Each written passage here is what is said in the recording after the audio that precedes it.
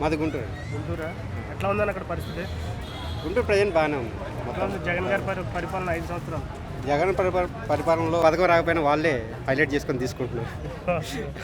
Next వచ్చే ప్రభుత్వం కూడా జగన్. ఇప్పుడు మీకు గుంటూరు పశ్చిమ ఇన్ఛార్జ్ ఎడతల రజనీని నియమించారు కదా, ఆ మీద మీ ఫీలింగ్స్ ఏంటి? ఆమె నెక్స్ట్ మంగళగిరి ఆమె వస్తుంది. ఆమె వస్తుంది. ఆమె వస్తుందా? అంటే చిలకలూరుపేటలో గెలవదనేగా గుంటూరు పంపించారు. లేదు ఇక్కడ గెలిచే పార్టీ అంటే ఆర్కే గారు తప్పుకున్నారని చెప్పి ఆమె కాదు ప్రజలు ఏమంటున్నారంటే ఇప్పుడు చిలకలూరుపేటలో తను ఎలాంటి అభివృద్ధి చేయలేదు కాబట్టి గుంటూరు పంపించాడు, సిట్టింగ్ ఎమ్మెల్యే జగన్ అని చెప్పేసి అని అంటున్నారు.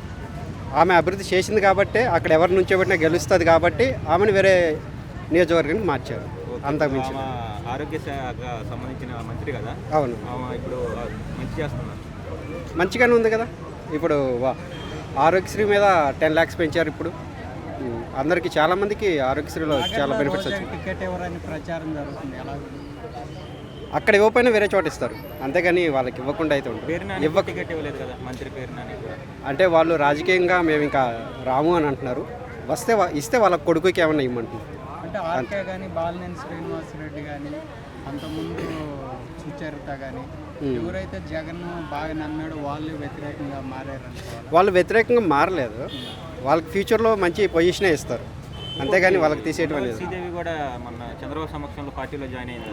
ఓకే, ఆమె డబ్బులకి అమ్ముడు పోయింది. ఆమె గురించి మనం ఏం మాట్లాడాలి.